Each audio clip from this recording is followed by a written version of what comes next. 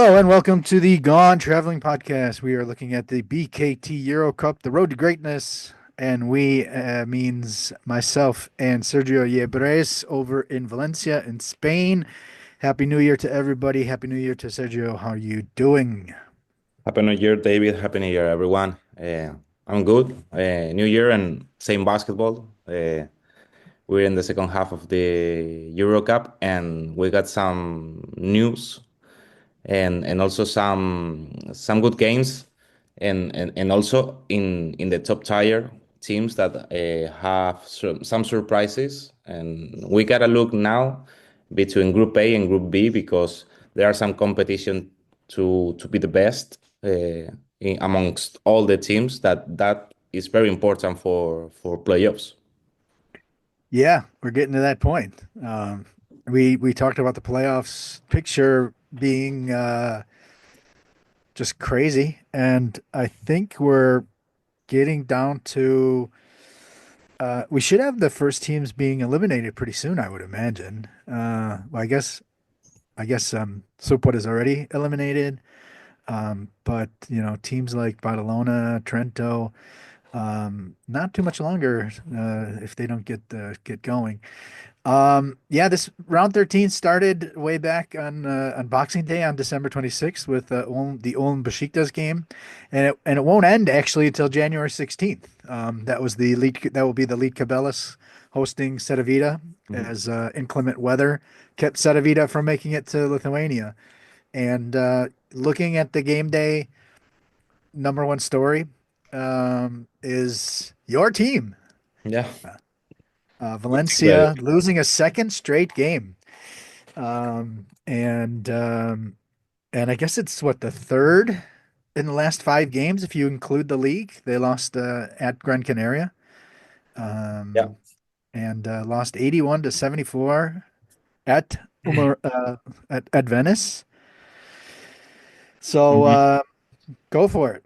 Yeah, since Valencia Basket needed a win to qualify for the EuroCup playoffs mathematically, they have lost two in a row.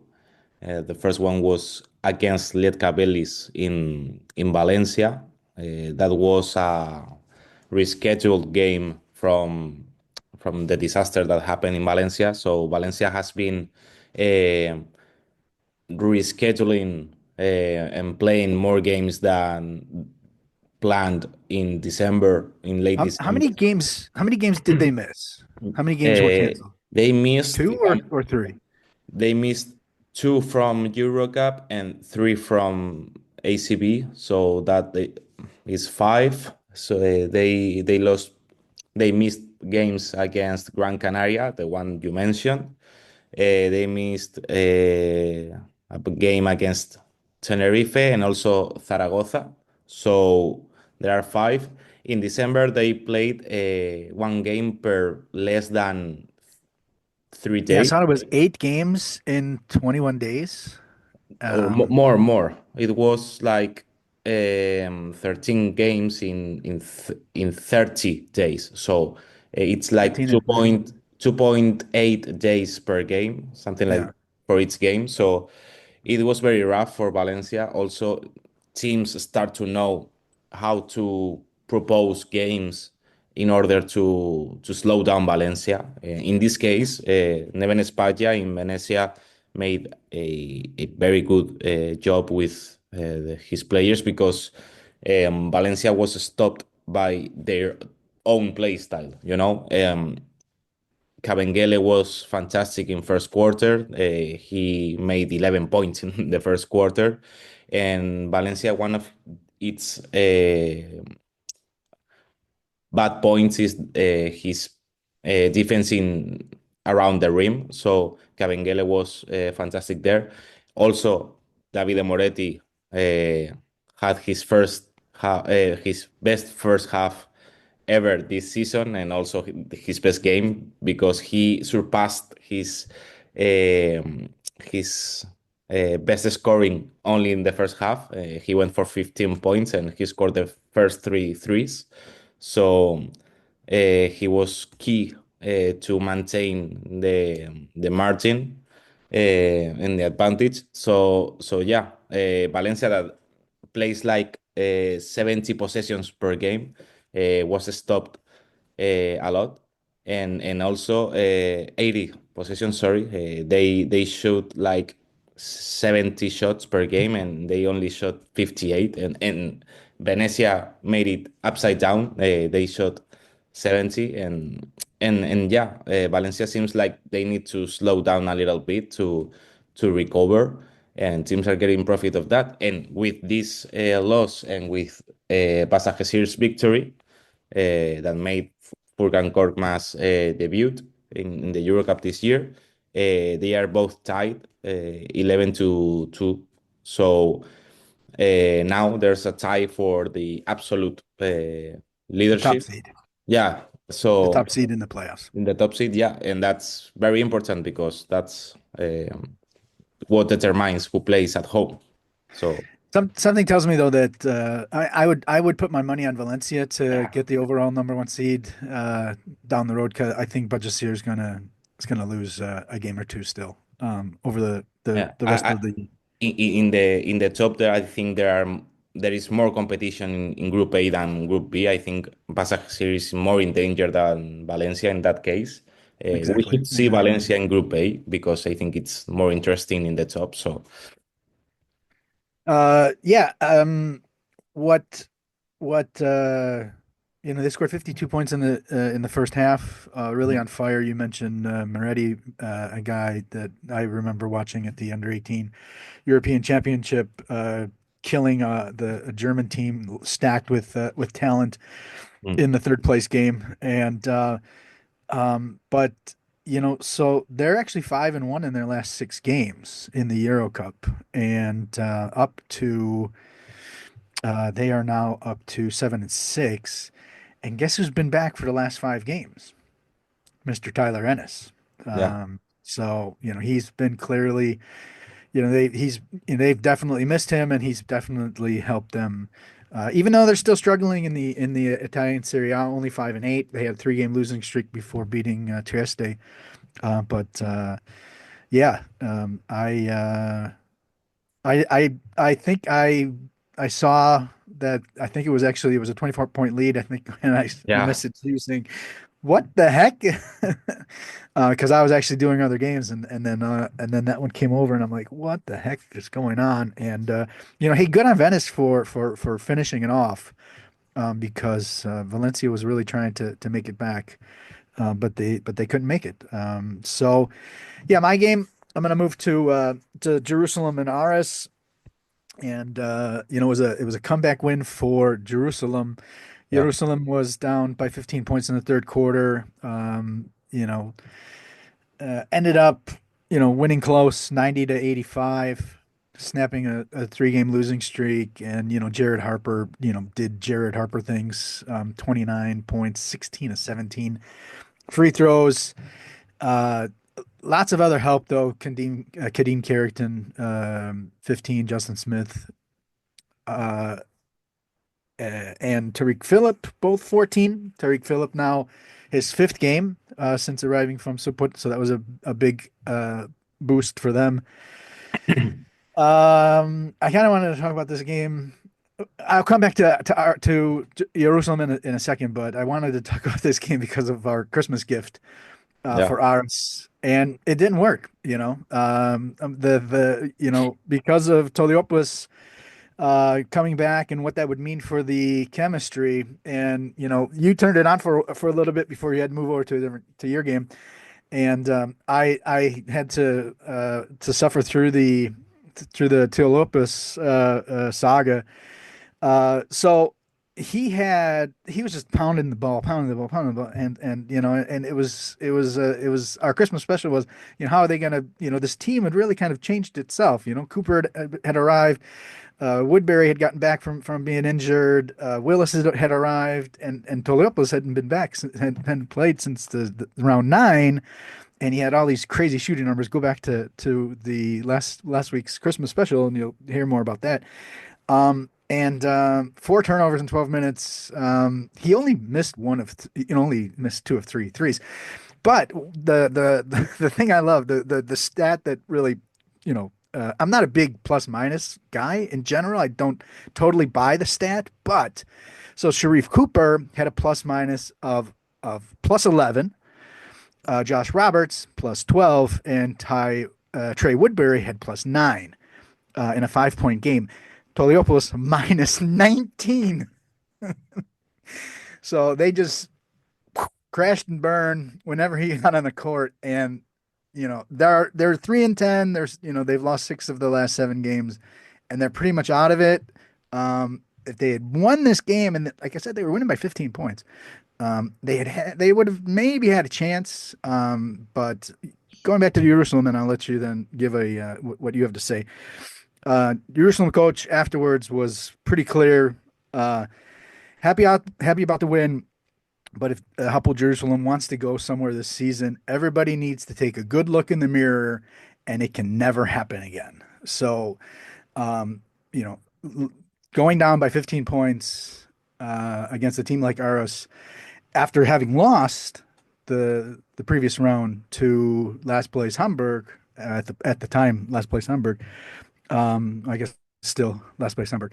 The Jerusalem's not in a good moment right now. They're still second place somehow in the standings. So your thoughts on the Yeah. Jerusalem RS game? Yeah, the best stat for Toliopoulos in this game was that he only played 12 minutes and not more. So um, you were very, very right in not that the Sharif Cooper Toliopoulos thing was going to work, but that we got to put attention on it because we saw that Toliopoulos now has to adjust to his own team. So this is going to be important for them. And then Hapoel leaps by what Jared Harper does. That's it. 38 PIR, and it seems that he's the only one playing. We know that Karim Carrington has a lot to say here. Tariq Phillip made his thing, mainly from the free throws. That this team is incredible, a free throw group. So Jared Harper with 32 minutes made 29 points with only 8 field goals because of his 17 free throws shot. And yeah, we can see that Karim Carrington carries sometimes the offense and he orchestrates, but I think that Hapoel needs to rely more on his players because Joel Sussman doesn't get enough, for example, doesn't get um, enough shots, or also they don't play in the post anything. They only play pick and rolls, and they rely on what Jared Harper could do or Karim Carrington transitions. So as you said, they need to to focus for this second part of the season, also for the playoffs, because this play style really doesn't get anywhere. So they need to work on that. Yeah, Yeah, because this was Aris, and they needed exactly. Next up, nine. next up is at the Hell House known as BT Arena against Cluj. Exactly. That house is going to be rocking next week, next round. All Yeah, right, move to your yeah. performance, top performance. Yeah, Turk Telekom won to Bourg-en-Bresse, 89,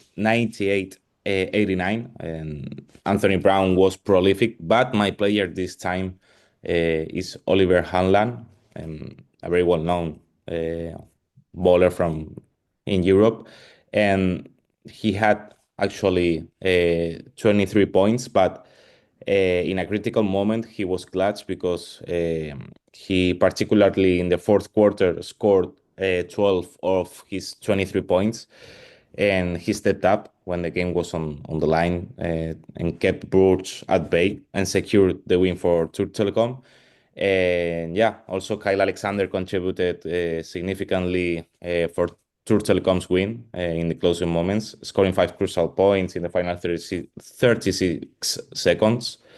And yeah, I gotta go with Hanlan, although Anthony Brown was the main name of this round because of his 37 performance index rating points and 32 points, and he's always getting that sheet getting bigger. So um, Turk Telecom needs those type of players to get up in the standings. They are now, if I'm not wrong, 8-5, and they are tied with Hapoel Tel Aviv. This is a nice battle to get the second, and also this is going to determine a lot of things in the playoffs. And Turk Telecom had a rough time, if you remember, around October, November, I think, and now they are establishing themselves in the top of the Group B. We need to wait for Cedevita's game against Lietkabelis, because Cedevita has 7 wins and also needs one game to surpass them. Well, to tie them. So sorry. So so yeah, they are making Apoel and Turk Telecom are making a very good and interesting battle here with Cedevita. And yeah, Olivier Hanlan, that didn't have a very, very good season, really. He was solid, but not stellar. Is getting more attention now, and he's getting more confidence. Um, Hanlan made a lot of points in the last 2 games. He made 23 this game and also made 16 2 games ago. He's made 46 points in the last 3 games with very good percentages. This contrasts a lot with the 0 points against Lietkabelis in 2 minutes, 2 points, 2 points, 5 points, 4 points. And yeah, he's getting Some a of, lot of some of minutes. that though is also because Brian Angola hasn't Yeah, played since round exactly. 10. He was averaging in his what did he have? Six games, he had nine almost 20 points. So, Hanlon's definitely one of the guys that has stepped up in his absence. Exactly. Yeah, Oh, and Borg, you have to kind of think, they've lost three in a row now and down to 6 and 7, and they're in danger now because if you start losing, their next game is against Lietkabelis. We'll talk about that maybe a little bit later on. But if they lose that, then they have Lietkabelis breathing down their neck, and then they have 2 game separation to the playoff spots. Okay, my guy yours. is Tommy Klepeisz. We talked a lot about and different players. And so why not talk about another guy? He started the game. Coach Harrelson kind of said afterwards that he kind of wanted to have the Austrian leadership, 33-year-old, to start the game with that young team. And he had a big first quarter, really ended with 15 points. 15 points, and he had 13 points in total going into that game. And just he had played. He's kind of back into that team. He played just one game in the first 8 rounds, and now has played the last 5 games over the weekend against Bamberg. They played in the league, and he had, I think, he had a double-digit game again as well. And so it was a 2013 17-point win at home over Besiktas. They've won 5 games in a row, 3 games 100 points or more for a 9-4 record. And even Harrelson admitted after the game that they were actually going for the point differential, which was a 33-point drubbing back in October. Um, but I'm starting to wonder, maybe actually, and I guess maybe this might be a hot take, if Ulm is the best team in Group A, ahead of Bajasir. ahead of everybody else. They're rolling now, and I kind of still wonder what had happened. What would it have been like if they didn't take that long road trip? That Yeah, that game at Besiktas was 2 games after a heartbreaking loss against Bamberg in the cup, a 3-pointer at the buzzer. And it was actually 2 days before that big NBA game against Portland. And those guys were jacked up for that game, and Besiktas won by 33. And I kind of feel like this is maybe a little bit of a revenge tour now for Ulm. The next game is against Gran Canaria, and of course, that was the big, game where they gave up 125 points, and they're going to want to make up that yeah, game. Of course, you're not going to make up that point differential. They lost by, what was it, 25 plus 22, 47? Dang, 47. yeah. But that was the last game of that trip. I think they did 25,000 kilometers in like 16 days. So Tommy Klepeisz, like I said, we've talked about a lot of different guys, but Tommy Klepeisz stepped up for that one. Yeah, Ulm, I think they have the potential, as you said, and it's going to be a very good test to see how they manage to play against Gran Canaria in a normal situation, Yeah, a technically. normal situation, exactly. Yeah, because context in basketball and sports is everything, and if you only see what happened and not what's happening, it's very wrong many times. So yeah, I agree with you that Ulm is, if not the best, the team with the best potential to show in what's next for the EuroCup. So they've won in this 5 winning streak. They've won games with of every type. Tel Aviv, Trefl, Sopot, Juventud, Wolves, Besiktas. They had very different teams to play against, and they managed them very well, having more than 100 points in the last three, and they're exploding and rolling. So yeah, they have, Loading and rolling. There you go. yeah, and they have the tools, and I think Well, those kids are getting better. Those kids are learning yeah, more and more, and and and it's just and making I it that I much I like better. a lot. I like a lot Ty Harrelson's work. So yeah, and All if you right, look at, let, let's yeah, move to your player. my Your surprise surprise. player is not very surprised because it's kind of known. Aaron Best from Trefl Sopot. We know that Trefl Sopot lost for the 13th time this season in EuroCup, 61-89 to against Buduknost. And my surprise with Aaron Best is not his performances or uh, what made against Buduknost, but uh, is that he's in a place where he can play a lot, and his averages in minutes are getting bigger and bigger, and he now has the space to have good numbers. Also, Trefl Support still is still losing, and he's not getting a lot of good shots. He finished with 17 points, with good efficiency in the paint, but not good in 3 points, 6 rebounds, 3 assists for 14 PIR.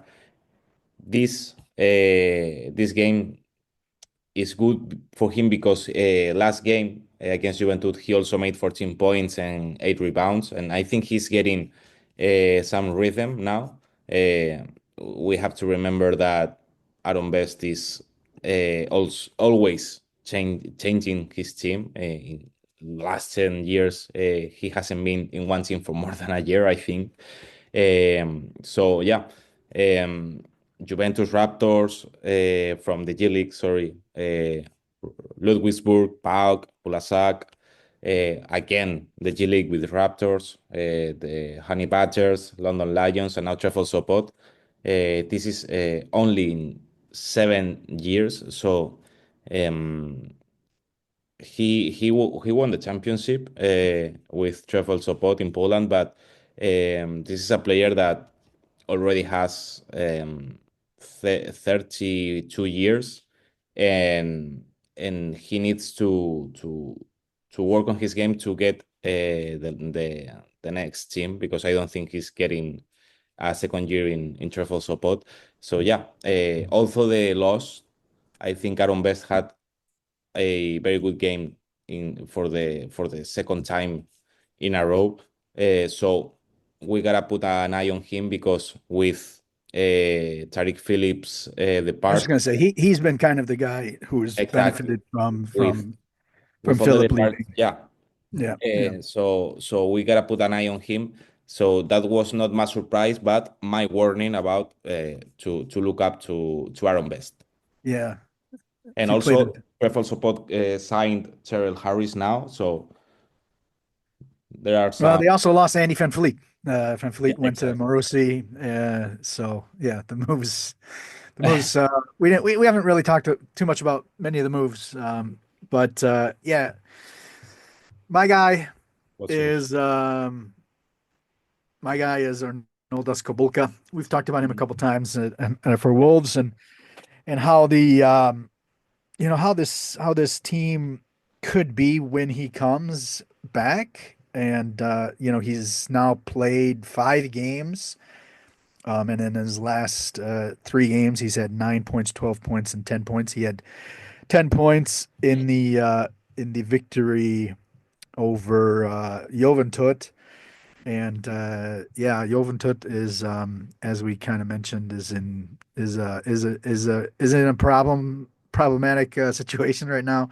Yeah. 3 full games behind Joventut, 3 games behind Wolves, who actually won both games, so they'd have to finish ahead of them. And they have Trento and Budusnos ahead of them. I think this was kind of the nail in the coffin for Joventut, but Kubolka, Coach Magro has said after the game, yeah, because also, so this is Kubolka's 5th game, but it's also the first game for Jeffrey Taylor since round 9. And he said after the game, this is the kind of roster that I would like to see. He's finally got his full roster where he's able to pick the lineups that he wants, offensive, decent, defensively, according to what he wants. And look at that game for Wolves. 6 players in double figures, 7 players who had 20 minutes, but nobody played 25 minutes. Yeah. And it was a dogfight. 30 lead changes in that game against Juventud. You might look at that result 91-80 and not realize how close of a game. 30 lead changes in the game. So yeah, Kobolka, this is a team that you know, I was high on to start the season and really jacked him up high in that second power rankings. And, now with Kabolka starting to be able to do what he's doing, he's at up to 22 minutes in the league. That's Uh, that's who I got.